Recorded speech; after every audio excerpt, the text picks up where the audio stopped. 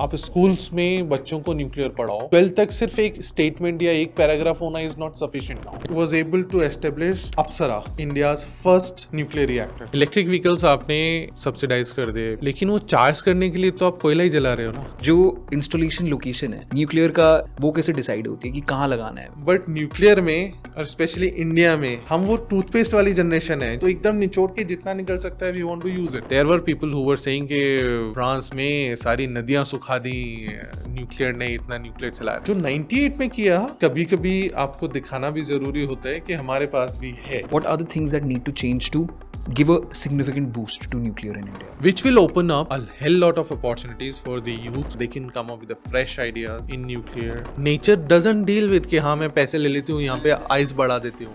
हमारे पास thorium resources बहुत हैं, बट हम उसको ऐसे डायरेक्ट रिएक्टर में नहीं डाल सकते। Do we plan to go from 8 gigawatts presently to about 100 gigawatts, right, by 2047? What are your thoughts? क्या ये numbers सही हैं?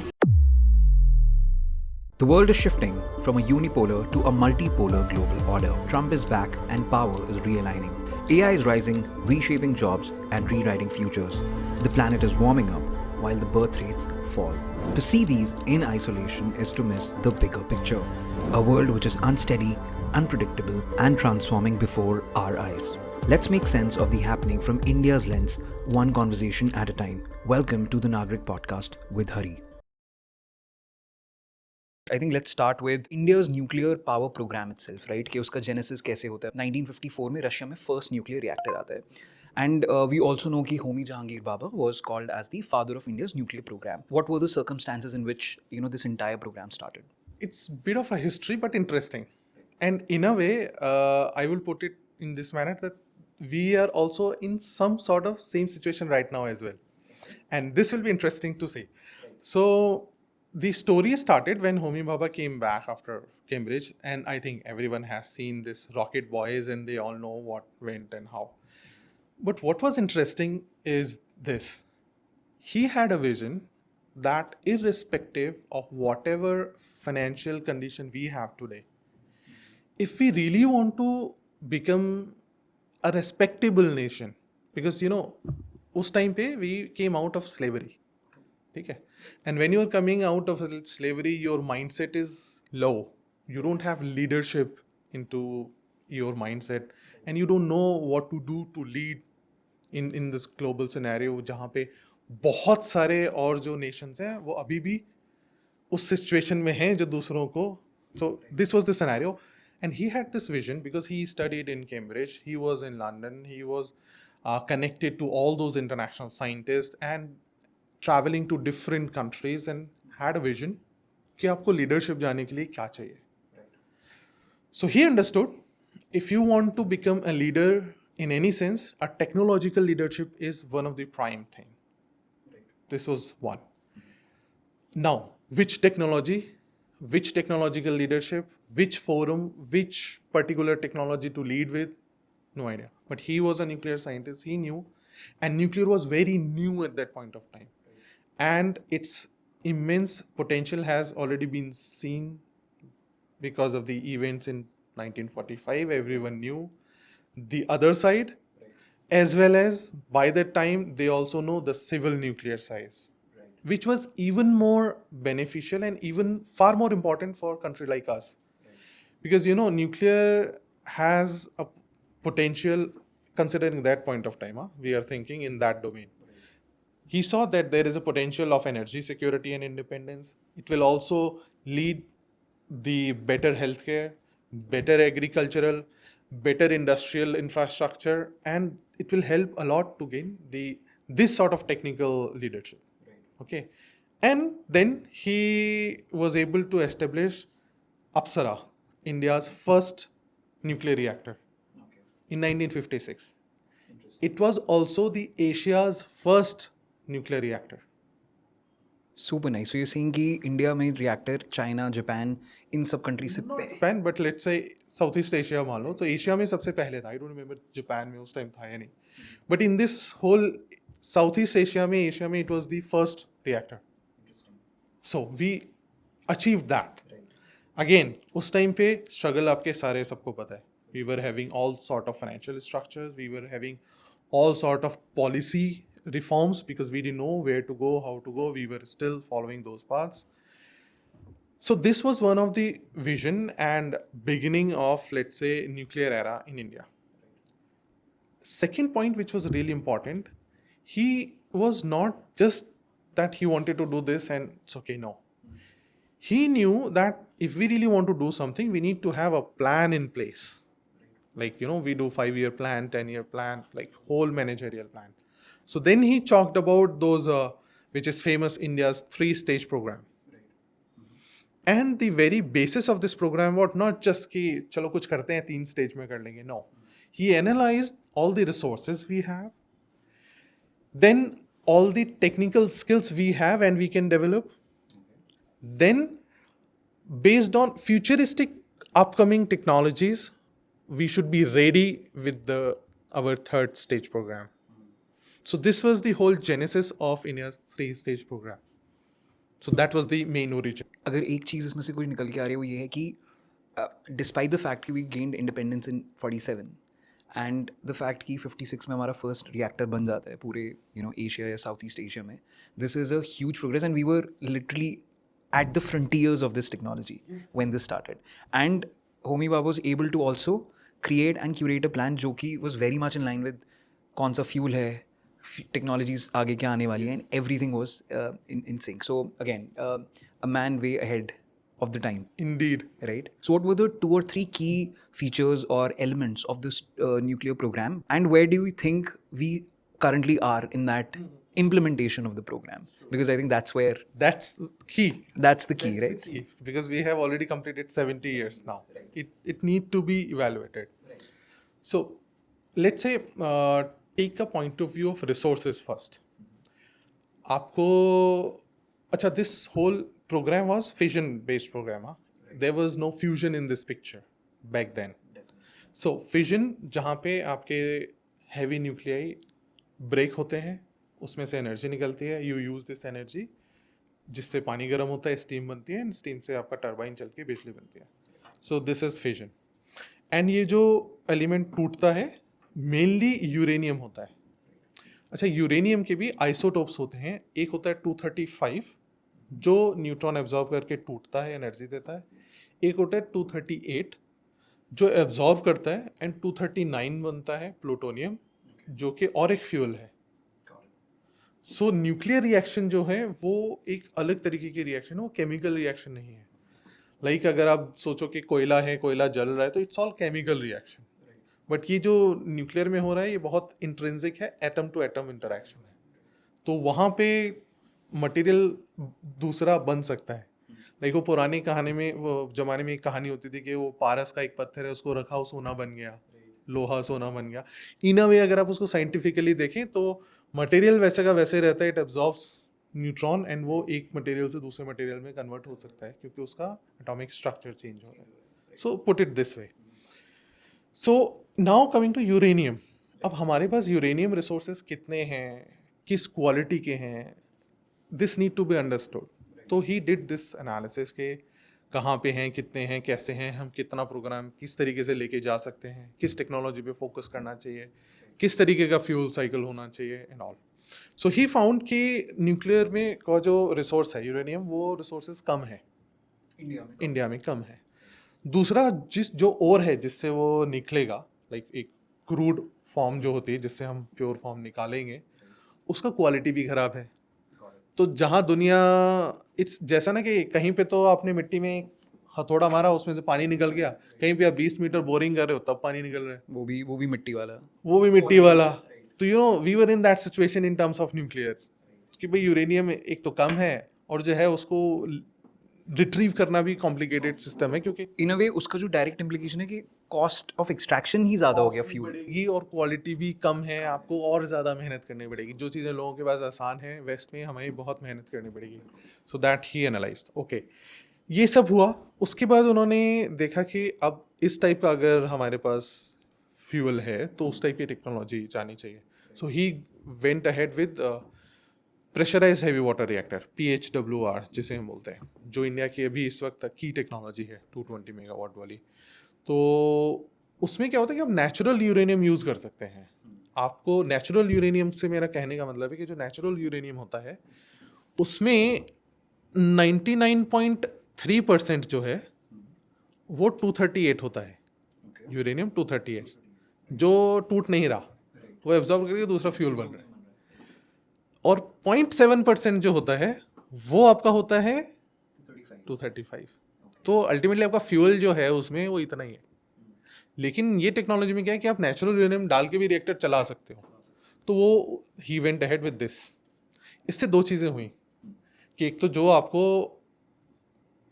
एक we call this technology enrichment, कि आप फ्यूल बढ़ाओ, कि उस 0.7 में कुछ कुछ कुछ कुछ करके आप उसको 5% तक ले जाओ, तो आपको थोड़ा बेटर एनर्जी प्रोफाइल मिलेगा। तो वो लेकिन ऑलरेडी एग्जिस्ट नहीं कर रही और ऑलरेडी बहुत महंगी है, तो इससे बेटर है इससे ही काम चलाते हैं। इससे दो चीज़ें होंगी, आपकी कॉस्ट कम हो गई, दूसरा जो 238 है उतना उसमें से कुछ प्लूटोनियम में कन्वर्ट हो जाएगा, तो आप उसको निकाल के एक और फ्यूल की तरह यूज़ कर सकते हैं।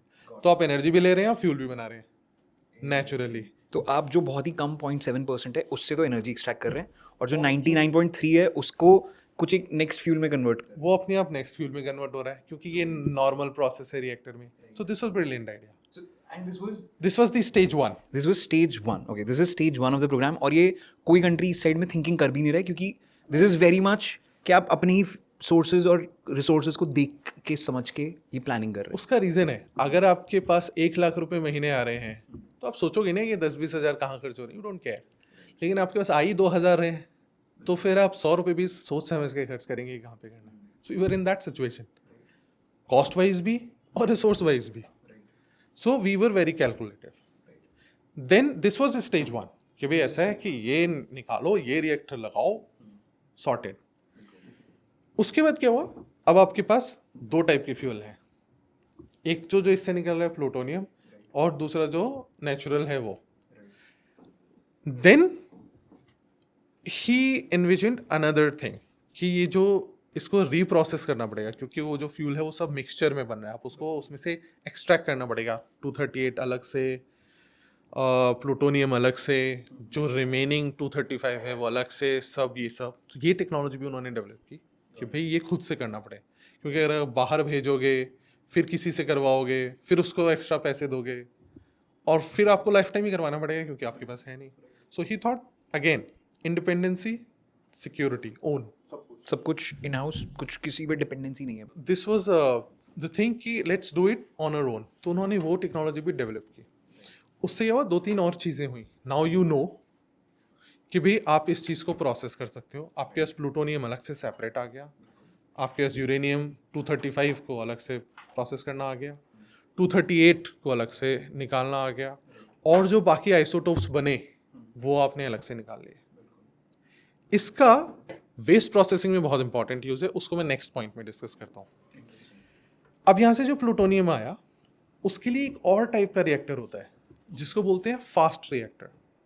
तो फास्ट रिएक्टर में क्या होता है कि जो ये न्यूट्रॉन एनर्जी के हिसाब से डिफाइन होते हैं। जो अभी रिएक्टर था उसमें न्यूट्रॉन को हम स्लो डाउन करते हैं हैवी वाटर से ताकि वो यूरेनियम उसको एब्जॉर्ब करे एंड ब्रेक करे। और यहाँ पे क्या है कि फास्ट न्यूट्रॉन भी प्लूटोनियम एब्जॉर्ब करके रिएक्शन दे सकता है, ठीक है। सो ही सेड सेकेंड स्टेज जो हो वो फास्ट रिएक्टर की हो, जिसमें फास्ट रिएक्टर्स पे ये जो प्लूटोनियम यहाँ से आ रहा है, क्योंकि अब हम अपना फ्यूल बना सकते हैं ना, और वो फ्यूल को हम इसमें यूज़ कर सकते हैं क्योंकि उसमें एनरिचमेंट बहुत सही होता है। जैसे इसमें हम पूरा रिएक्टर चला रहे हैं 0.7% फ्यूल से, उसमें हम रफली 20-25%, 30% तक फ्यूल चाहिए। तो आपको ये बहुत ज़्यादा चला के ये स्टेज लानी पड़ेगी। तो this is our second stage. लेकिन इसमें प्लस ये है कि इसमें आप प्लूटोनियम और थोरियम डाल सकते हैं। तो प्लूटोनियम है और थोरियम आपको एडिशनल डालना पड़ेगा। अब थोरियम क्या होता है, थोरियम फ्यूल नहीं है। थोरियम भी यूरेनियम 238 की तरह है। थोरियम न्यूट्रॉन एब्जॉर्ब करेगा तो वो एनर्जी नहीं देता, वो ब्रेक नहीं करता, वो न्यूट्रॉन एब्जॉर्ब करता है, देन यूरेनियम 233 में कन्वर्ट होता है, जो और एक फ्यूल है। राइट, 233 भी फ्यूल है, 235 भी है। 235 भी है, 238 नहीं है, 239 प्लूटोनियम है। तो आपके पास प्लूटोनियम एक फ्यूल है 239, यूरेनियम एक फ्यूल है 235, यूरेनियम और एक फ्यूल है 233 जो थोरियम से बनता है। तो अब सिचुएशन समझने की बात है कि हमारे पास थोरियम रिसोर्सेज बहुत है, बट हम उसको ऐसे डायरेक्ट रिएक्टर में नहीं डाल सकते क्योंकि वो रिएक्शन नहीं रहता। So you need intermediate stage जो उसको कन्वर्ट करे। हाँ, चाहे वो रिएक्टर में करे, चाहे वो आप इस तरीके से उसमें डालो फिर उसमें से निकालो, और उसके बाद ये जो प्रोसेसिंग हमने सीखी अभी प्लूटोनियम एक्सट्रैक्ट करने की, उस तरीके से यूरेनियम भी निकालो। This your way. So he thought this is better. क्यों? क्योंकि उससे क्या होगा, प्लूटोनियम तो चल रहा है, एनर्जी आपको मिल रही है, साथ में थोरियम से यूरेनियम बन रहा है। तो थर्ड स्टेज के लिए आपके पास खुद का यूरेनियम स्टॉक हो जाएगा 233 का, क्योंकि थोरियम तो अपने पास बहुत है। एंड देन थर्ड स्टेज में आप वो थोरियम जो सो कॉल्ड थोरियम से आपने यूरेनियम बनाया, उस 233 से आप जितने मर्जी रिएक्टर बनाओ चलाओ। ऑलमोस्ट 1/3 ऑफ द वर्ल्ड का थोरियम हमारे पास है। तो ये इमेजिन लाइक सेल्फ सफिशिएंसी हो गई हमारे पास in terms of fuel and resources. So this is India 3 stage programme. अब यहाँ पे जो चीज़ समझने की है, ये जो प्रोसेस करना है, इसके लिए हमने वो जो स्पेंट फ्यूल निकला उसको आप काटोगे, निकालोगे, उसमें से सब सेपरेट करोगे, क्या कैसे, उससे हमें बहुत फायदा हुआ इन टर्म्स ऑफ वेस्ट। अब वेस्ट के डेफिनेशन ये है कि वेस्ट एक्चुअली में वेस्ट है या नहीं, वो डिफाइन होता है उसकी डेफिनेशन से। And this is very important these days, क्योंकि आजकल हम रिसाइकलिंग, रीयूटिलाइजेशन, सर्कुलर इकोनॉमी की बात करें, बट न्यूक्लियर में और स्पेशली इंडिया में we are following circular economy since inception. Yes, तो क्योंकि अगेन हम वो टूथपेस्ट वाली जनरेशन है जो एकदम है ही नहीं ना, तो एकदम निचोड़ के जितना निकल सकता है we want to use it. So what we did कि वेस्ट में क्या चल रहा था, उन्होंने पूरा जो ये फ्यूल बंडल निकला उसको हटाओ, अरे नया नया फ्रेश बनाओ, व्हाई टू डू चिक चिक। So they were doing that. India did this कि no, we will take over this thing out, we will chop it off. जो इसमें से अब हुआ क्या, जो आपने 0.7% था मान लो, और वो जो 99% था वो ले लो, या कोई भी परसेंटेज लो, अल्टीमेटली होता क्या है कि 2-3% ही यूज होता है फ्यूल एक साइकिल के बाद, और जो 2-3% ही कन्वर्ट होता है U-238 प्लूटोनियम में, ठीक है, और 1-2% ही कन्वर्ट होता है actually uranium long term waste actinides में, short term, medium term, long term जो डिकेइंग एक्टिनाइट्स जो बोलते हैं कि हमें 1000 साल रखना पड़ेगा, नो, वो 0.1% 2% होता है जो उसमें, वो सब this is what you do. तो आप ये कर सकते हो कि या तो पूरे बंडल को उठा के फेंक दो, क्योंकि उसमें कहीं ना कहीं पे वो 0.1% वाला भी होगा, ट्रेसेस होंगे उस कुछ तो होगा, तो लाइक वो आप पूरा ही फेंकना पड़ेगा। या फिर आप स्मार्टली क्या करो, सबको सेपरेट करो, क्योंकि आपको टेक्निक तो आएगी है, आप उसमें से जो 238 है वो वापस निकालो, वापस यूज कर लोगे। जो प्लूटोनियम है वो आपने निकाल लिया, सेकेंड जनरेशन के लिए हो गया। जो और रेडियो आइसोटोप्स निकले वो आपके यूज होते हैं एक्सरे में, सीटी में, जो आप सीटी करते हो, पेट सीटी, ये सब, उसमें जितने आपके ये फायर अलार्म हैं ये सब है, उसमें जो आपकी ये इंडस्ट्रियल एप्लीकेशंस होती हैं उसमें, फूड इरेडिएशन में जो आप सेल्फ लाइफ बढ़ाते हो उन सब के लिए उसमें, क्योंकि रेडिएशन से हार्मफुल बैक्टीरियाज आप मार के किसी भी प्रोडक्ट की सेल्फ लाइफ बढ़ाते हो। This was one of the revolution in Maharashtra, जब उनकी पीनट की जो क्रॉप है वो they were dying down because of one disease, तो वो पीनट के सीड्स को सब फूड इरेडिएट करके फिर सप्लाई किया गया, उससे they were able to survive and अभी flourishing. I think Maharashtra is one of the biggest exporter of peanuts now. It's all because of, तो यू सेइंग कि न्यूक्लियर में क्योंकि हमें वो टेक्नोलॉजी आती थी, क्योंकि उससे एक ऐसा बाई प्रोडक्ट निकला जिसके थ्रू हम फूड रेडिएशन कर पा रहे हैं, सब कुछ हम उसमें से निकाल लिया कि ये भी ले लो, ये भी ले लो, सब कुछ करके। फिर जो सबसे ज़्यादा लॉन्ग टर्म वाले हैं, लाइक जो आपको मिनिमम 300 स्ट्रॉन्ग है, वो उन 300 साल तक आपको इनकैप्सुलेट करके रखना पड़ेगा ज़मीन में लॉल, हमने वो भी नहीं किया। हम कि क्यों करें, हम उसको फास्ट रिएक्टर में डाल सकते हैं, क्योंकि हमारे पास फास्ट रिएक्टर है। तो फास्ट रिएक्टर में क्या होता है, जब आप उनको डालते हो तो अगेन न्यूक्लियर साइकिल से उनकी जो लॉन्ग हाफ लाइफ है वो कम हो जाती है, वो लॉन्ग टर्म से मीडियम टर्म में आ जाते हैं। तो और जो तो लाइक आप waste उसका का 1000 potential- साल 1000 रखने की की जगह बजाय सिर्फ आपको 200 कर दो। 300 साल 200 साल रख के यू कैन मैनेज इट. तो मैनेजेबिलिटी और ज़्यादा बढ़ गई. तो क्योंकि हमने रिस्पॉन्सिबली उसको मैनेज किया. तो अल्टीमेटली जो प्रॉब्लम वेस्ट का, so called nuclear waste, it doesn't exist in that sense, क्योंकि हम सब कुछ यूटिलाइज कर रहे हैं. जो भी एक्टिवेटेड वेस्ट है उसको सब मैनेज करते हैं कि इसको यहाँ रखो, इसको यहाँ रखो, and then after a while you can put it back into the system. So this was the benefit of three-stage program and the spin-offs of the three-stage program. interesting. नहीं, I mean, I don't think I've seen anyone discuss the merits of the three-stage program in this way. कि उसके इतने fundamental elements हैं उस philosophy की in a way कि वो circular है, उसके बाई प्रोडक्ट्स बहुत जगह यूज़ हो पा रहे हैं और आपका जो एक प्राइमरी प्रॉब्लम कॉस्ट का हो चाहे वेस्ट का हो, वो दोनों ही प्रॉब्लम्स हम मिनिमाइज़ कर पा रहे हैं बिकॉज आपने जो लॉन्ग रेंज वेस्ट था उसको और शॉर्ट टाइम साइकिल में डाल दिया.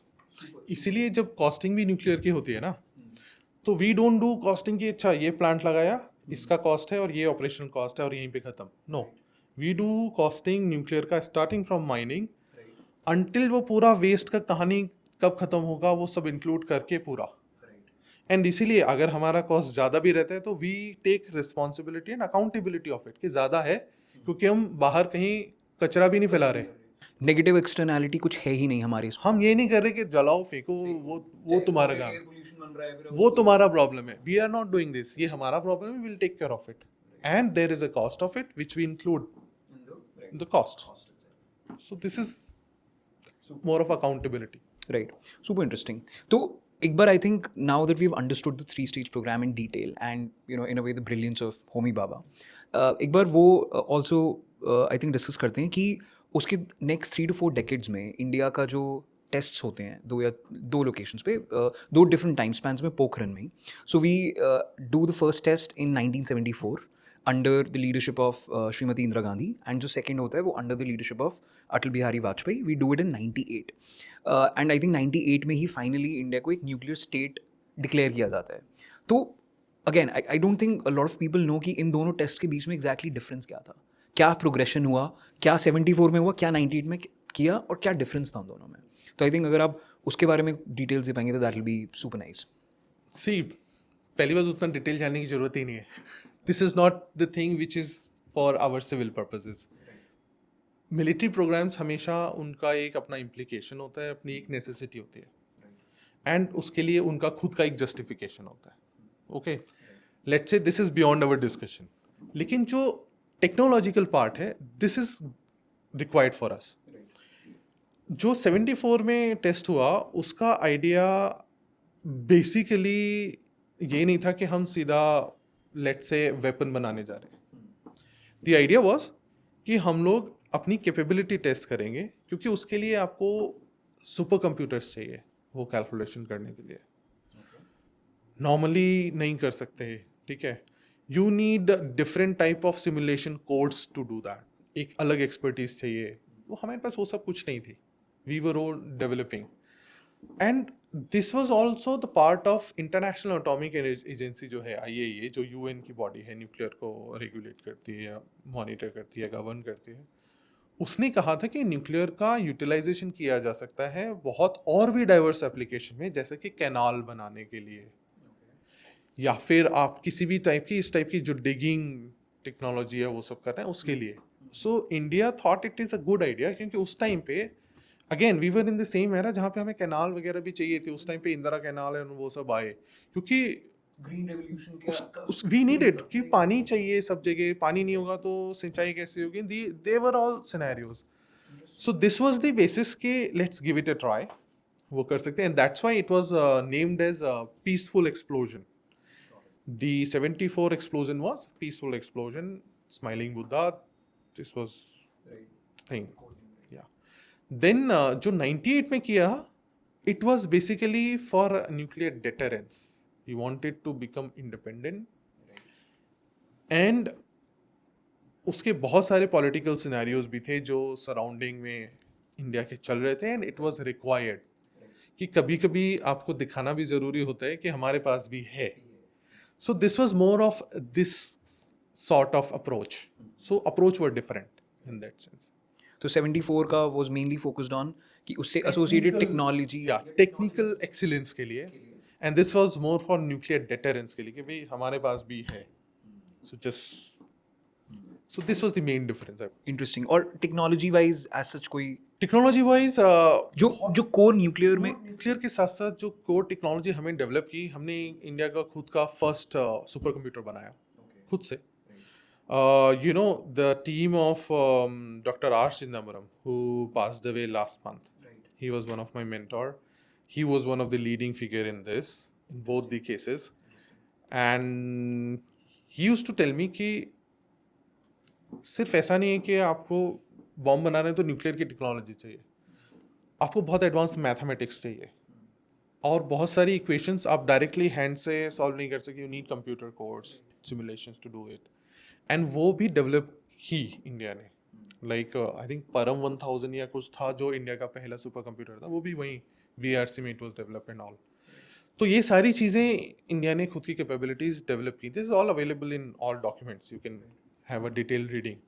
तो वो सब जो साइड की टेक्नोलॉजीज थी, in fact there is an interesting story जो वो बताते हैं, और मेरे हिसाब से he was one of the father of biotechnology in India as well. Even though he was a nuclear scientist. क्यों? क्योंकि उन्होंने जो ये सारे टूल्स डेवलप किए, उनकी पूरी टीम ने जो इस पे काम कर रही, वो सेम टूल्स यूज हुए for understanding the protein, the structure of DNA and these sort of things, and which led to subsequently get developed into biotechnological applications in India. And Department of Science and Technology, Department of Biotechnology came into picture after this route. So again, as I said, वो एक technological advancement था because of this approach जो हमने gain किया when we went into this direction. So this was the main philosophy of these tests in terms of technical achievements. a lot of the byproducts of these tests lead to जैसे आपने कहा कि एक पूरा biotech revolution ही start हो गया. You don't get to hear these perspectives a lot, so super nice to have. I think let's analyze एक बार India का जो capacity है अभी, right? हमने देखा कि बजट में finance minister made a very deep and detailed set of announcements related to nuclear. But as we dig into the numbers, right, कि जो इंडिया का भी capacity है इस point पे, it's very low, right? I was taking a look at the percentage of capacity that's served through nuclear. The mix is around 2.5% for India at the moment, which is very low, right? USA 20%, France जहाँ पे आप काम करते हैं, it's upwards of 60-65%, and even Pakistan as a country has, although again not a comparison, but उनका भी 17% है nuclear mix, right? So let's understand what has been the reason कि India का nuclear capacity is just around 8,000 megawatts. What is the reason that our nuclear capacity hasn't gone up, and even in the last 10 years वो उतना increase हुआ नहीं है despite change in the government and administration? So what's the cause? See, पहले तो understand the concept of percentage. Percentage is इस reference में ना misleading हो सकता है. And I'll give you an example. There are two countries called Slovenia and Croatia. Europe में है. वो दो कंट्री हैं, एक पावर प्लांट को, एक न्यूक्लियर पावर प्लांट को शेयर करते हैं आधा आधा. अगर आप उनका न्यूक्लियर परसेंटेज एनर्जी मिक्स में देखेंगे, it will be like 50-60%. You see. So अब उसको अगर इंडिया से कंपेयर करो तो लाइक वो तो बहुत ही अच्छे हैं, but in terms of power plant देखो तो आधा पावर प्लांट चला रहा है ये कंट्री. ओके. सो उस हिसाब से अगर कंपैरिजन परसेंटेज में करेंगे तो I think it's not that interesting. What is more interesting for us is कि इंडिया में I think 23 reactors are operating. France में इट्स 55 और 56, आई थिंक 59 हो गए, समथिंग लाइक दिस. ठीक है. तो उस हिसाब से we are not that low. ठीक है. in terms of number of reactors. Number of reactors to operation. Yes. So technical capabilities, operation experience, everything is at par. उसमें कोई इशू नहीं है. जो गेम आता है नंबर का, we are 1.4 billion. उन लोगों के कुछ कितना 40 million कुछ हैं बस, like total population. हमारी जो and they are already developed and let's say एक सैचुरेशन लेवल पे है एनर्जी डिमांड का, उनका बहुत ज़्यादा ऊपर नीचे या ग्रोइंग नहीं है, एक सर्टेन है ऑब्वियसली। अब वो लोग लग्जरी की डिमांड में जाएंगे तो वो एक उसकी कोई लिमिट नहीं है, that you can go. But India की जो बेसिक डिमांड है that is growing. For example आप पहले कितने ही मोबाइल फ़ोन चार्ज कर रहे थे, लेकिन अब हर घर में एक आदमी के पास रील्स के लिए अलग है, पॉडकास्ट के लिए उसने अलग रखा है, एंटरटेनमेंट के लिए अलग है। जस्ट पेटी एग्जाम्पल, हाँ, but multiply this number by 1.4 billion, then you have this big number. फिर ये सिर्फ डिवाइस का है, फिर इसके बैक एंड में जो डेटा सेंटर्स हैं, डेटा मैनेजमेंट है, all of this, so the power requirement is growing huge. ठीक है, तो आपके जो 22-23 रिएक्टर हैं उनका जो प्रोडक्शन है वो तो उतना ही है। तो जब वो शुरू में थे, जब डिमांड कम थी, सो द परसेंटेज वाज 8-9%। अब ये अभी तक कांस्टेंट और ये बढ़ रहा है, so the percentage is decreasing. That doesn't means कि power output is decreasing. This is one point. अच्छा, let's say you are saying पिछले 10-15 साल में नहीं हुआ, but you need to understand कि इंडिया में एक रिएक्टर कंस्ट्रक्शन से ग्रिड कनेक्ट होने में रफली टाइमलाइन जो है 8 से 10 साल का है। तो इन दैट सेंस में जो पिछले एक डेकेड में रिएक्टर्स कंस्ट्रक्शन में शुरू हुए, वो इस डिकेड में they will be online, and that's where जो कैपेसिटी लेट्स से पुरानी है 8000 गीगावाट, वो बढ़ के 24 गीगावाट हो जाएगी, 30 गीगावाट हो जाएगी with in let's say this decade. Obviously in that sense अगर आप देखो तो इट्स डबल ट्रिपल हो रही है, लेकिन तब तक डिमांड फिर से बढ़ जाएगी, फिर आपका मिक्स फिर भी तो उतना ही फिर होगा। मिक्स फिर भी कम होगा। मैक्स 3 4 5 हो जाएगा mix। Exactly. So what is lagging is rate of deployment जो है न्यूक्लियर का, that need to be increase. अच्छा, उसमें एक और फैक्टर आ रहा है, हम जो रिएक्टर्स लगा रहे हैं उनका कैपेसिटी कितना है। अभी तक की जो मेजर फ्लीट थी वो 220 मेगावाट वाली थी, फिर अभी हम 540 मेगावाट पे गए, फिर हम 700 मेगावाट लगा रहे हैं, फिर VVER लगा रहे हैं हम 1000 मेगावाट। तो जब आप 1000 मेगावाट लगाते हो तो then there is a significant thing, क्योंकि सेम टाइम में आपने again density is a game, तो आपने इसमें even जस्ट टू आस्क, मतलब अगर लेट्स से वो 220 का है प्लांट और जो 1000 मेगावाट्स वाला है, उसमें रेट ऑफ मतलब वो construction to grid connection almost same नहीं है। टाइम ओवरऑल सेम ही है ना, उसमें फर्क नहीं पड़ रहा, प्लांट सेम ही है, सिर्फ एनर्जी आउटपुट डिफरेंस है, फ्यूल इनपुट डिफरेंस है, वो सब है। तो लाइक अगर आप सेम चीज़ें कर रहे हो, ऑब्वियसली कॉस्ट थोड़ी डिफरेंस है, but power output is right, and given कि इंडिया का मेन कंसर्न वही रहा है कि let's say from when let's say it's approved to let's say when it's getting connected to the grid, वो cycle अगर हमको 8-10 साल से कंप्रेस करके 4-5 करना है तो you need access of skilled skilled labor is a yes one of the bottleneck, and yes, then उसमें अगर आप 10 years and में supply 220 chain कर रहे हैं, supply then- chain भी, okay supply chain interesting। yes, और वही सेम चीज़ आप 220 पे भी कर रहे हो, तो it's again supply chain. And एक और भी फैक्टर है, ये जो सारे रिएक्टर्स हैं हमारे खुद के डिज़ाइन हैं, okay so these are all indigenous efforts. okay तो उसमें अभी तक जो हमने एक्सपर्टीज गेन की है उसके अकॉर्डिंग हम 700 मेगावाट तक पहुँचे। तो इंडिया का जो इंडिजिनस टेक्नोलॉजी है वो उसका मैक्स साइज है 700, जो 1000-1200 की रेंज में है, उसमें अभी टेक इट फ्रॉम अभी तक जो VVER है, इट्स जो कोडनकुलम वाला है, इट्स फ्रॉम रशिया। अच्छा, सो एक बार लेट्स आल्सो डिस्कस कि जो नए प्लांट्स लग रहे हैं right from a technology point of view, तो you said EPR which is European pressure reactor, जो नए लग रहे हैं these are I think LWR and VVER, तो ये कौन सी कंट्रीज में बन रहे हैं? एंड See, ये टर्म सिर्फ जनरल पब्लिक के लिए कंफ्यूजिंग है। The thing is basic difference जो आता है ना, वो 3 टाइप से आता है कूलेंट के हिसाब से। लाइट वाटर रिएक्टर जो हमारा नॉर्मल पानी है let's say, heavy water reactor जिसमें हम H2O के बजाय D2O यूज़ करते हैं, ड्यूटेरियम वाटर। तीसरा आता है फास्ट रिएक्टर जिसमें हम लेट्स से जो स्टेज 2 जो हम बोल रहे हैं, फास्ट रिएक्टर में यूज़ लिक्विड मेटल्स कूलिंग के लिए, जैसे sodium, liquid sodium and things like that, molten metal to cool down and then use this energy. So all the 3 are different technology.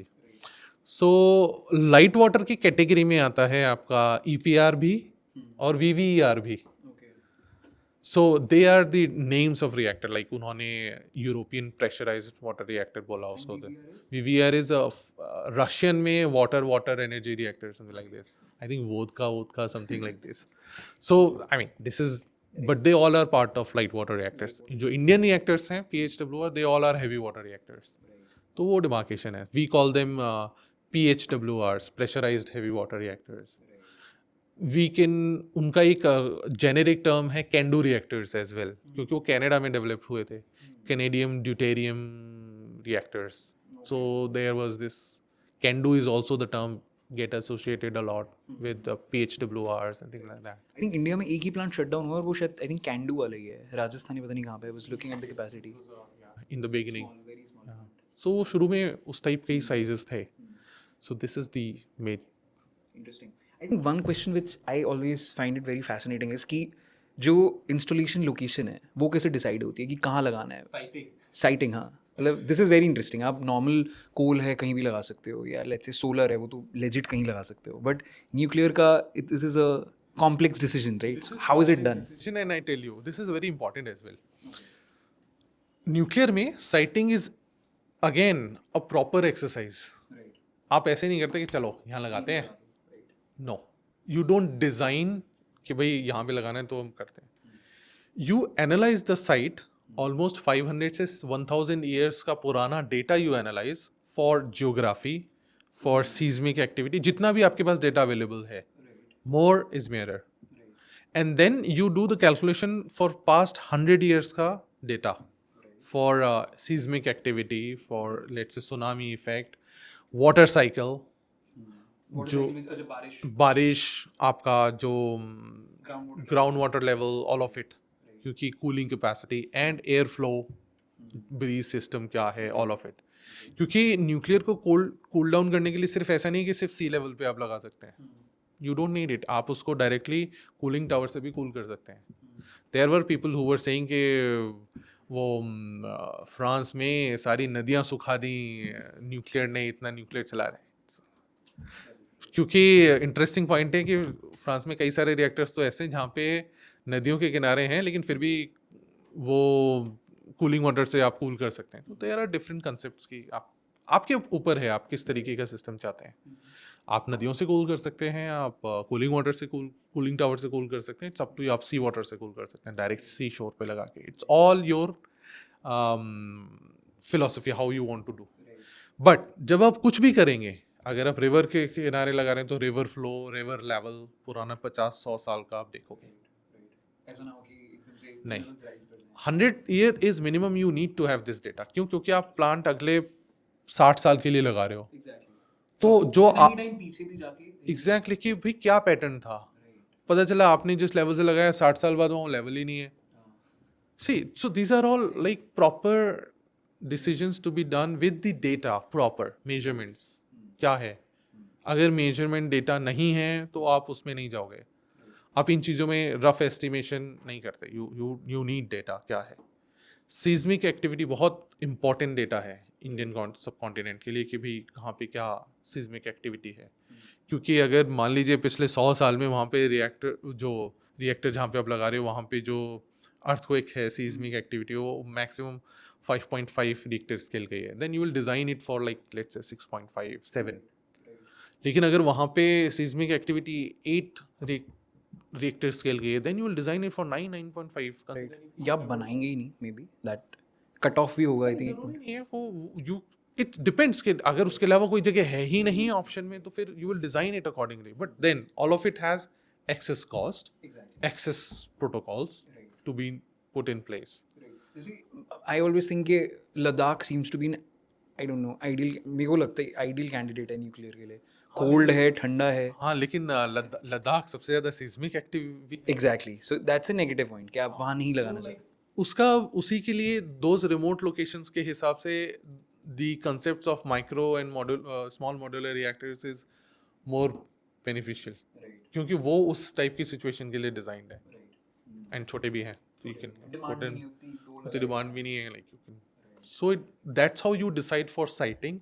That's how you decide कि किस type का reactor वहाँ लगना है. That's how you decide कि किस type के protocols वहाँ पे इंस्टॉल करने हैं आपको.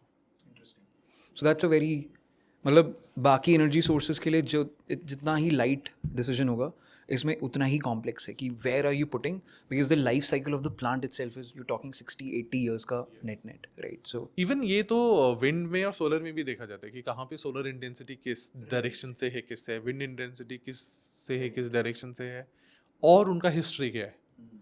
आपने प्लांट लगाया, नहीं है, 5 साल बाद विंड उस डायरेक्शन में नहीं है, चेंज हो रही है. या फिर वेरिएशन, डेंसिटी वेरिएशन विंड का बहुत ज़्यादा है उसमें बिकॉज ऑफ लेट्स से तो वो टेम्परेचर. even- वो जो एक फैक्टर तो वैसी है कि wind is not blowing but Yeah. उसमें भी अगर इंटेंसिटी भी इतना ज्यादा वेरी करेगा तो आपकी कैपेसिटी यूटिलाइजेशन और कम हो वेरी करेगा. So there are all these factors which people take into account all of this. Now I think let's come back to जो हमने आई थिंक कैपेसिटी के बारे में बात की कि इतना कम क्यों है. आई थिंक वी अंडरस्टैंड कुछ रीज़न बट एक बार अब फॉरवर्ड लुकिंग देखते हैं कि government in the recent budget right numbers they are saying I don't know कितना पॉसिबल है इम्प्लीमेंट होगा नहीं होगा. So we plan to go from 8 gigawatts presently to about 32 gigawatt 25 gigawatts by 2032 and then usse again we want to go in the next 15 years 4x of that which is around 100 gigawatts right by 2047. So what are your thoughts? क्या ये numbers सही हैं, कम हैं, ज़्यादा हैं? ज़्यादा तो नहीं कहेंगे आप. ज़्यादा तो नहीं है इन एनी केस, क्योंकि लेट्स से अगर आप 100 गीगावाट बोल रहे हैं, ठीक है, और 2047 में energy demand let's say 700 megawatt है, तो भी 100 megawatt is again 1/7. 14%. You see, तो ज़्यादा तो नहीं है इन एनी केस. हाँ, I would have said this number could be impossible अगर ये सिर्फ और सिर्फ जो करंट सिनेरियो है only department of atomic energy doing things होता तो थोड़ा टफ होता. Right. It could have been close to impossible. लेकिन अभी क्या है कि there is a multifold approach, क्योंकि सी वी नीड टू अंडरस्टैंड कि there are always limitation of man power, limitation of fuel, limitation of other resources, skills and stuff. वो अभी private open होने से, because as you see Jindal nuclear is coming, Tatas are claiming, आज ही में L and T is announcing, you know there are multiple players who want to contribute to the factor. Supply chain issue solved, resource management is solving, financial flow managing, yeah. And now there is a strategy कि वो वाली कहानी है ना, बचपन में सुनते थे कि एक आदमी एक गुड़िया 1 घंटे में बनाता है, तो 10 आदमी एक गुड़िया कितनी देर में बनाएंगे. तो this will be a factor which will play a role, and with this perspective, I don't see this is unachievable. This is one. On the other hand, my concerns are related to the competences, the skills which we need, the trained manpower we need for that. This is something we need to highlight and we need to discuss and we need to have a plan in place, which I don't see yet. I don't know, maybe government must be having, which they will be announcing soon or something like this. But I don't see that plan. For example, after the nuclear deal in 2008, Indo-US nuclear deal, 2008, 2000. 6, Yeah, but in the year of 2008 around, there were multiple universities who came up with the nuclear programs, masters, bachelors in different national universities. They were actually expecting, because after this nuclear deal, Jetapur nuclear deal, there will be multiple plants, there will be a huge demand, and there will be a gap of resources which they will be fulfilling. Right. Didn't happen. So in Why the was it rolled back? it was rolled back because the industry was not ready to take them up, because industry was there was no won't be jobs. these many jobs. Right? Yeah, because there was no reactors coming to private industry who can take it. Government already had their own supply, so it was, let's say, excess supply. Right. Right. The industry you don't was want ready. that, right? Yeah, industry was not ready for that. Now all those courses are now rolled back. There's, I don't think एक दो के अलावा एक दो के अलावा Even नहीं है. IITs में भी nuclear. आईआईटी में पहले आईआईटी कानपुर में था, अभी आई थिंक सिर्फ आईआईटी मद्रास में है, Okay. जादवपुर में है. Okay. I don't remember much. उसके अलावा आई डोंट सी कि कहीं और है. But एमआईटी यूनिवर्सिटी में है. okay. दिस इज या so like what do you think कि मतलब activation, let's say now we know कि policy point of view से So now we know Right. that this we need. So now we need two sources. One कि जो नई workforce आएगी, नई जो इंडस्ट्री ज्वाइन करेगी, उसके लिए एक प्रोग्राम चाहिए. Right. Okay, now this can be कि आप स्कूल लेवल से शुरू करो. आप स्कूल्स में बच्चों को न्यूक्लियर पढ़ाओ. Right. 12th तक सिर्फ एक स्टेटमेंट या एक पैराग्राफ होना is not sufficient now. You should have a dedicated thing of nuclear and fusion, Right. ताकि जब वो बाहर निकलें तो दे नो कि क्या है. Exactly. And then there should be dedicated curriculums, you know, bachelors, masters programme in all. Academy को बहुत स्ट्रांग होना चाहिए to support this. Right. And this we should learn from two places, Right. US and Italy. Okay. Italy is. क्योंकि भले ही उन्होंने nuclear reactors पिछले 20 साल 30 साल से नहीं बनाए या उनके प्रोग्राम में नहीं है, बट उनका nuclear education is again at par with anyone else in the world. वो उन्होंने नहीं रोका है. Nuclear research continuing. But मतलब क्या इसका reason क्या? Policy, they want to keep it. It's up to you, no? You, how do you? They are not implementing, but using academia is Strong. top-notch. Yes. Weird. So, but this is a matter of learning, you know. This we should learn. But let's say we can also say कि that country can also in a way will hopefully Now they are assist coming us. back. Right. Now they are coming back. Right. So it's a smart way to keep yourself updated. As and when required, you can just hop in. Right. And we need to understand this. If we really want to achieve this goal, Right. then this is not a goal first thing. This is a milestone. Right. 2047 100 gigawatt is one milestone. Right. Because you need to decarbonize the 70% of fossil. Exactly I am saying 2070 में अगर India ने जो भी net zero किया है वो 2047 के बाद और 23 साल है. Yes. तो 100 का 500 होगा 1000. Yes. This need to be done. I think one thing is very clear कि this is the most energy dense source of energy, and this will grow by leaps and bounds, right, over the next 20, 30, 40, 50, whatever many years. So आपको वो एक programme और वो expertise तो setup करनी है. तो वन थिंग इज जो आपने कहा कि स्टूडेंट्स एक चीज़ हैं बट उसके पढ़ाएगा कौन? वो उसकी कमी नहीं है. अच्छा. We have enough expertise in the country who can teach. Okay. वो department of atomic energy is a big source. Okay. उसमें इशू नहीं है.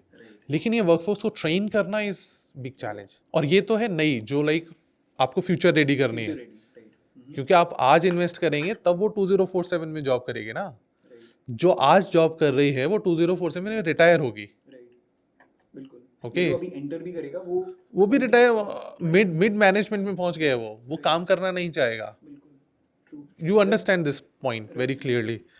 दूसरी एक वर्कफोर्स है जो उस टाइम पे दूसरी इंडस्ट्रीज में होगी. ऑयल एंड गैस में होगी, किसी दूसरी इंडस्ट्री में होगी. स्किल्स होंगे उसके पास. मैकेनिकल इंजीनियर्स हैं, इलेक्ट्रिकल इंजीनियर्स हैं, उनकी खुद की एक्सपर्टीज होगी. But they need to be transition to this nuclear programme. Right. This requires a specific type of training. Right.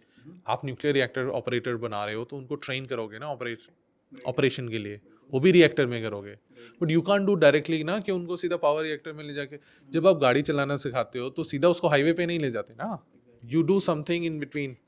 So we need sort of, let's say, research reactors in the public domain जहाँ पे industry, academia अपने students को और इन लोगों को train कर पाए how to handle radioactivity, how to operate a small power plant. एक बेसिक्स आए.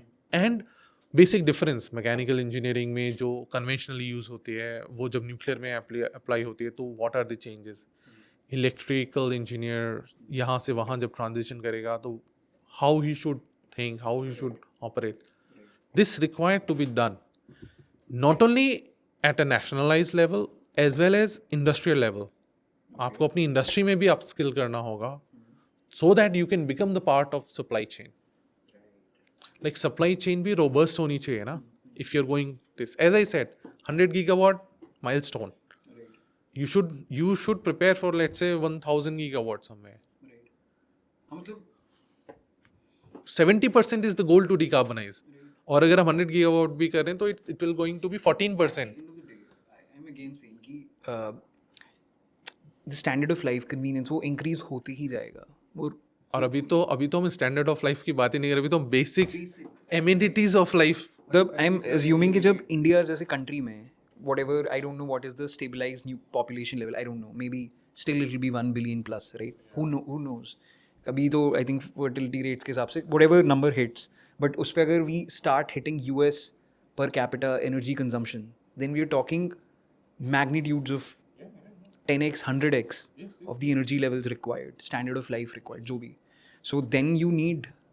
तो इंडिया का तो मेरे को लग रहा है न्यूक्लियर में आप कितना भी एफर्ट मार लो आप हमेशा डिजायर्ड लेवल से पीछे ही रहोगे.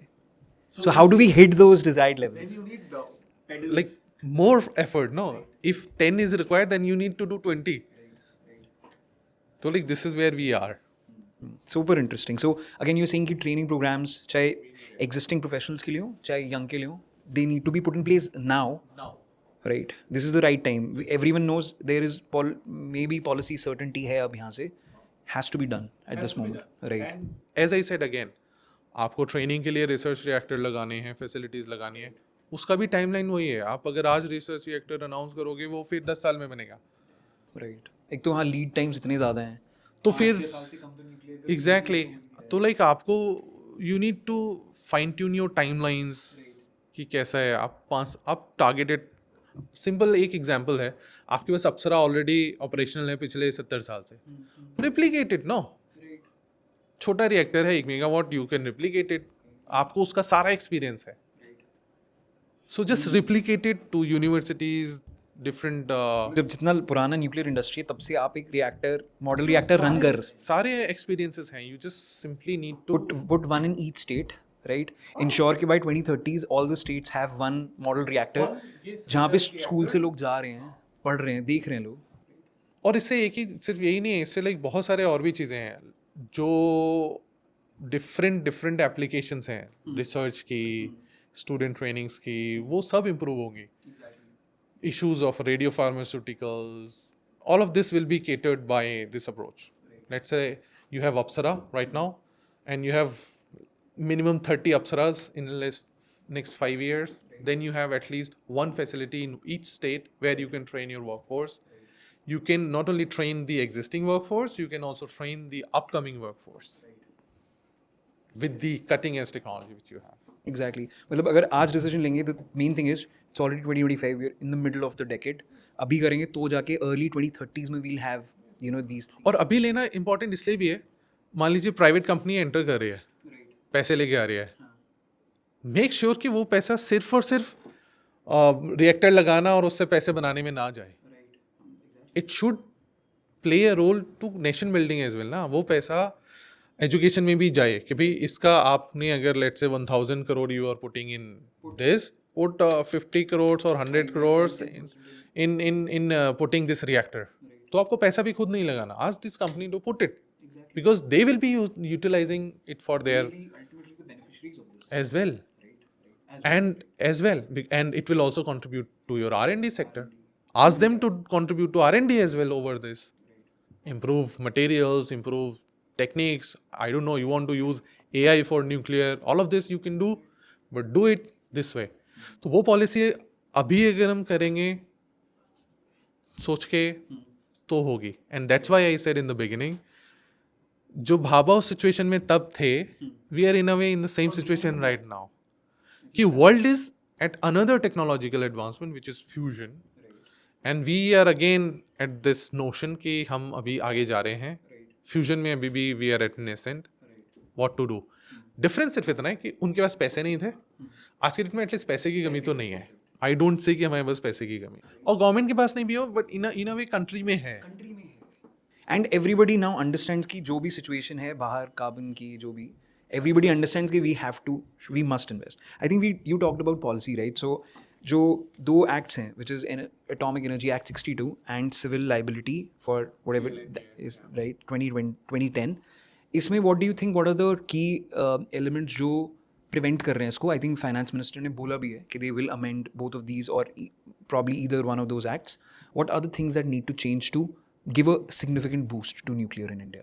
आई थिंक मेजर जो है वो तो ये है दैट नो प्राइवेट इंडिविजुअल और institution is allowed to be part of nuclear industry for like let's say R&D, design and operation and things like that, which is one, वो change होगा ही. Now we know because of all these changes, which will open up a hell lot of opportunities for the youth. जो एक this generation believes more into startup culture, and this government is also focusing more of startups and all. They will have opportunities that they can come up with the fresh ideas in nuclear, and they can put more of their energy into developing new things. And nuclear is not just, as I said, energy only. There are many non-power applications as well. They can at least flourish in that area. This is one. And CLND में mainly एक key aspect होता है that operator is responsible for the safety of the power plant.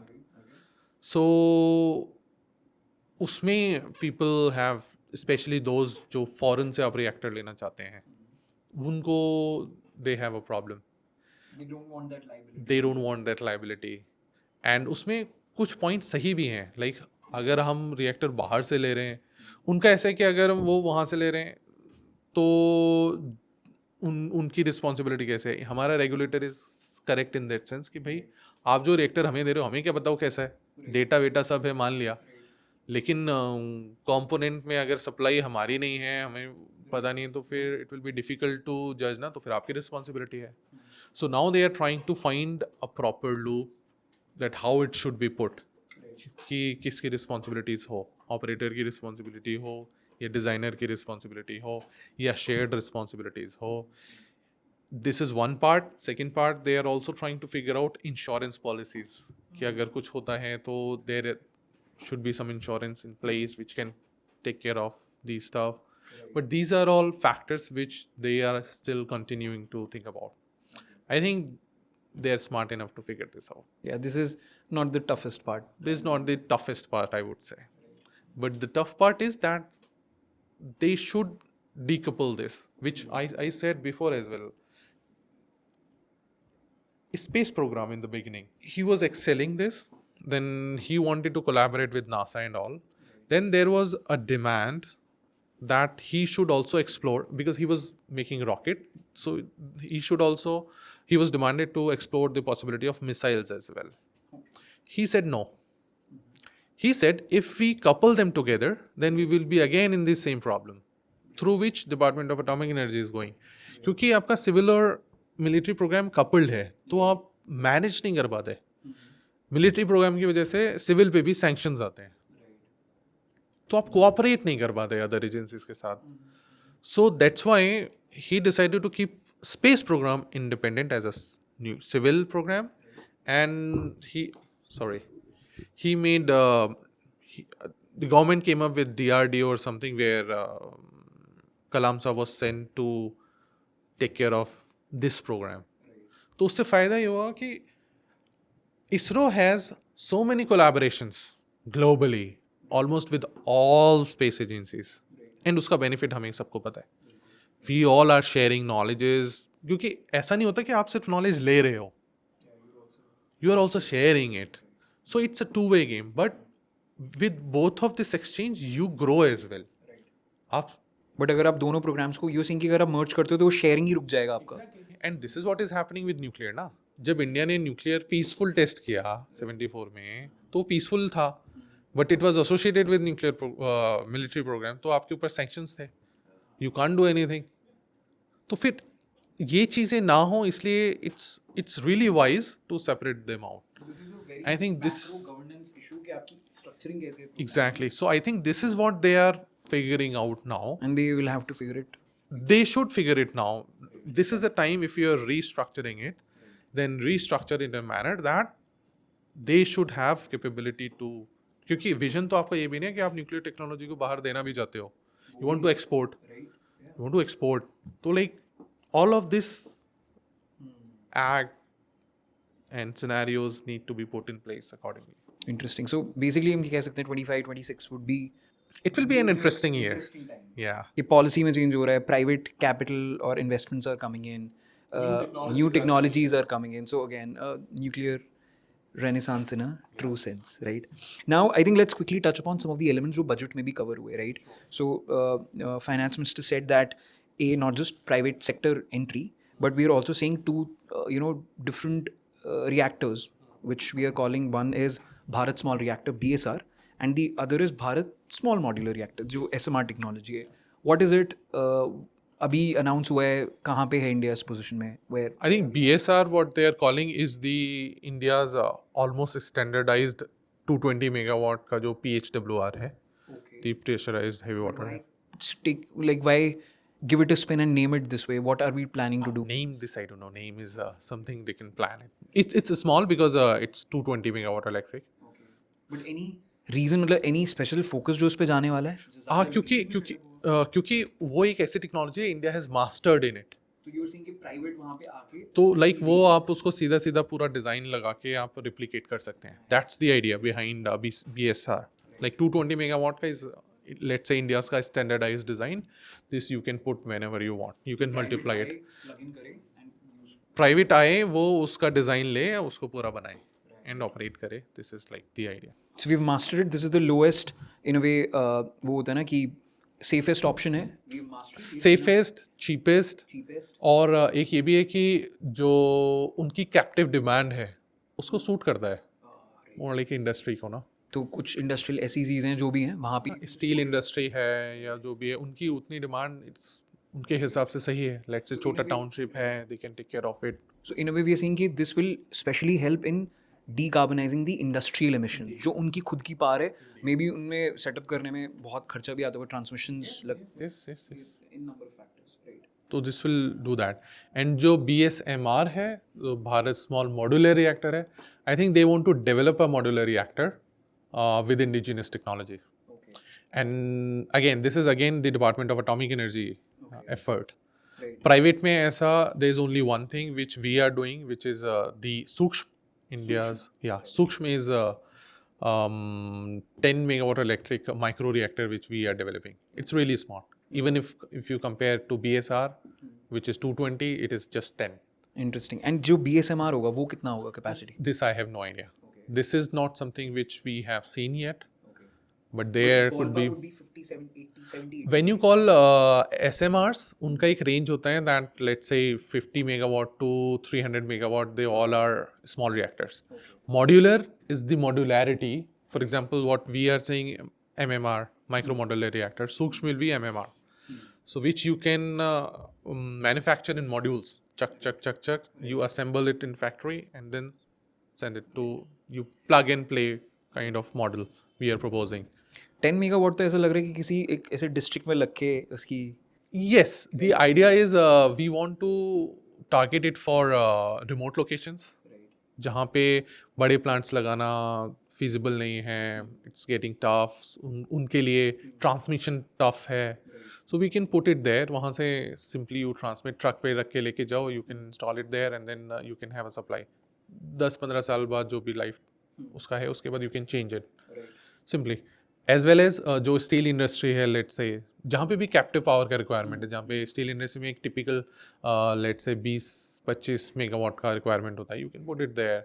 और hydrogen production, if you want to set up a plant, you have a place SEZ में, you put it there, you get pink hydrogen generated over there, you take it to the shore side, you can have a desalination plants out there, small one. तो it seems कि ये जो micro modular है, this will democratise nuclear. This is kind of the vision we have. What we are saying, this Indian Nuclear Program 2.0 is what we want to see as a youth-led and industry-driven effort. Youth means people can actually think of at least getting associated with this sort of decentralized nuclear opportunity. They can contribute in whatever manner they want. And they can still be independent and still take care of it. Ooh. What was that? ये हमें बताना है India में होने से. ये तो अच्छा है. I think keep it. This is what is happening even in, let's say, Delhi. If this is the scenario of capital, this we need to change. We'll actually include this segment. Sure. So for the audience in the studio where we are recording, there's a power cut. So yeah, we'll resume in some time. I think, as you said, कि आप ITER में अभी involved हैं, right? So that's as per my understanding, that's a global level पे collaborative effort, and that too on fusion, right? So give more background into it, what this organization is, and जितना I think मैं follow कर पाया हूँ, even PM when he went to France for his visit, he visited your workplace in a way, right? So tell us more about it. So ITER is basically collaborative research organization. 7 members are collaborating all together, which constitute to 34 nations.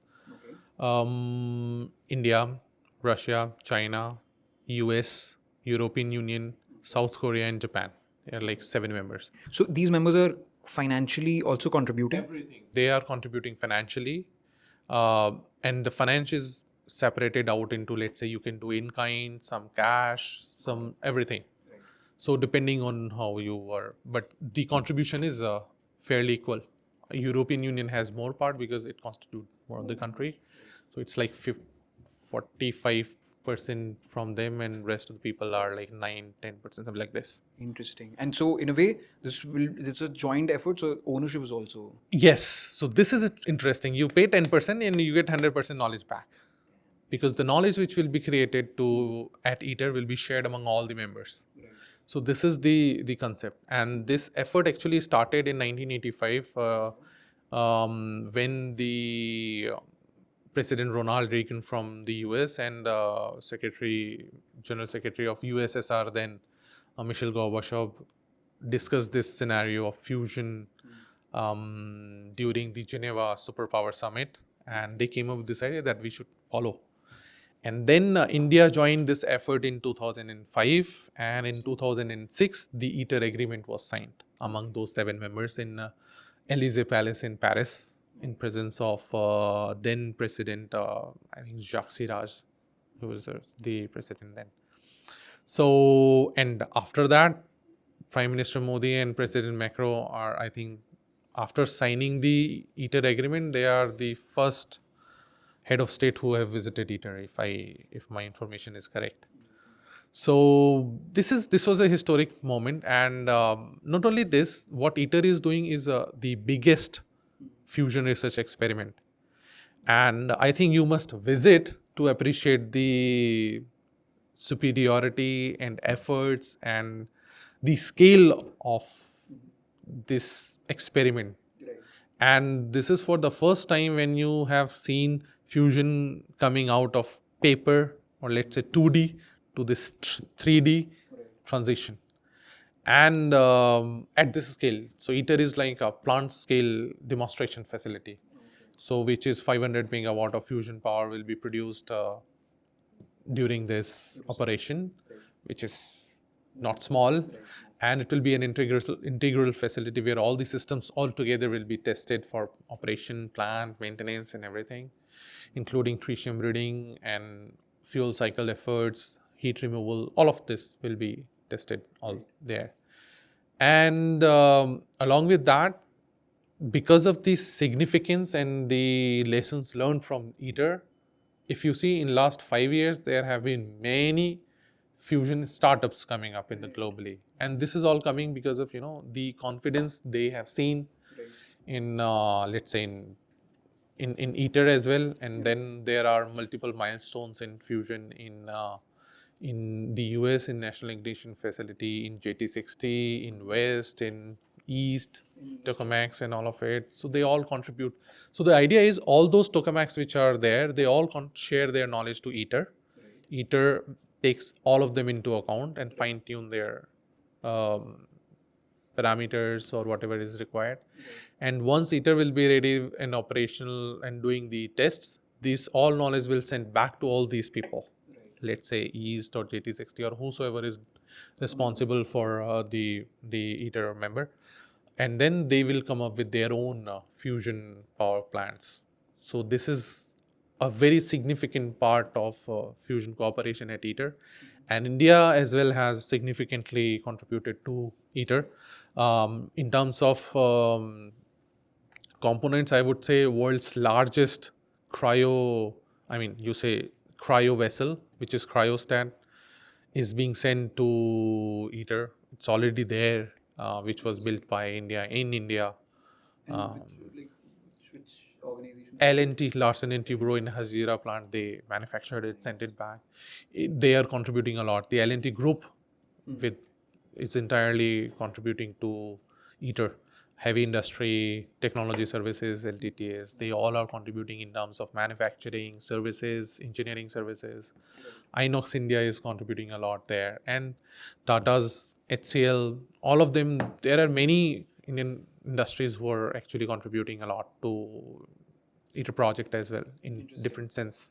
So India is a member, and of course, Indian government as an entity is definitely involved that way. But you're seeing कि private companies भी अलग-अलग capacity in kind whatever they can do through their services. Through ITER India, India yeah, as a Indian member, they are the contractors to Indian ITER India through that. And where is this ITER India office situated? So ITER India is in Ahmedabad, Gandhinagar. So Ahmedabad, Gandhinagar, they are close. IPR is in Ahmedabad and Gandhinagar is ITER India. Interesting. And how is IPR and ITER? So IPR is a Institute of Plasma Research. Basically, it's a Department of Atomic Energy organization, basically focusing on plasma research and fusion research.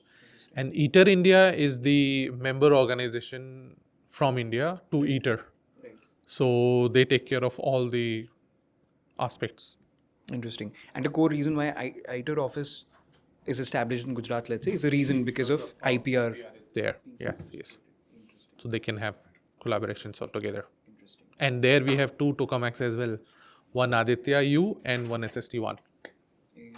And I think SST1 was recently in the news ke usme 20 times of what is the temperature in sun has been reproduced, right? So all these tokamaks are actually focusing on specific aspect of fusion. Some focus on achieving the temperature, because at ITER we need 150 million degrees Celsius of temperature, which is 10 times the temperature of the sun. So some tokamak test for achieving those high temperatures. Some test for maintaining that temperature for a longer duration. So likewise they all do. But the integral research will be done at ITER with all those inputs. What are the materials used to sustain like this higher temperature? Science. So materials, there are specific new materials being developed for fusion, but this is one of the challenge of fusion, that we need to have specific material to take care of those strong and stringent requirements. So they are being developed and tested. So, and not only that, to control the plasma, to confine the plasma, you need specialized magnets, which are at ITER, they are superconducting magnets. But now you are also developing new high temperature superconducting magnets, much stronger, much lighter, to have more. So these are all things which we do, but interesting part is, as I said, science. We use a magnetic field to keep the plasma away from the surface, and in between is vacuum, which keeps this heat load away from the surfaces. Interesting. So that's why They are all like not getting this, only the radiative heat you see there. So I think let's close with, when should we expect fusion to be commercialized and for, let's say, electricity generation purposes for all? Fusion commercial timeline is there are many timelines, I would say. There are many claims, everyone is saying what they feel. There are like UK's program planning to connect to the grid by 2040. There are efforts in the US who are saying we will connect to the grid by 2030. But I mean, I'm also hopeful, like you, to see when they are actually connecting, because as far as I see in terms of science and technology, there are many challenges need to be overcome, and that we are actually dealing with them at ITER. So because commercial, there are, again, it comes to the definition, how you define the connection of grid. You can define, okay, you can produce an electricity, your one bulb is enlightened, and then you can say it's okay, we are close to commercialization. But in terms of, let's say, 24/7 electricity output from a fusion power plant, there is a way we still need to figure out. Yeah. But it's not that people used to say, oh, fusion is always 30 years away. That is also not the case. we are closer. We are much closer in terms of technological advancement, I would say. Commercial production will, of course, take a lot of significant efforts, because it is one, getting the sustained fusion. Then the optimization of plant, which is another thing. And then you go for commercial plants. Like you see the famous image from this Raptor engine from Elon Musk's SpaceX. First one was really clumsy, but the third one was really fine. Now, this is something, when we say commercial fusion, it will be stage 3. But we right now still in, I would say, When ITER will be done, it will be again stage 1. And again, we are not converting this energy to electricity. This is only for research purposes. So you need to have plants who can say stage 1 of this scenario. So it will take a while. Couple of decades at least, let's say. Couple of decades, yes, I would say. So let's see. Interesting. So perfect. No, thanks a lot, Nitin. I think this was a super insightful discussion, and I think we've covered a lot of topics which haven't been discussed yet in India, and but which need to be discussed, right? And whether government officials or public at large, I think again we as a society should be having these conversations so that more and more people understand the complexity of this the need first of all, and the significant technical advancements that we need to make to even ensure production. And I'm sure that once these technologies fructify eventually, I think we'll be looking at a solid arc of development post that. Surely. Hopeful for that as well. Thank you so much for having me. Perfect. Thanks a lot, Nitin. With pleasure.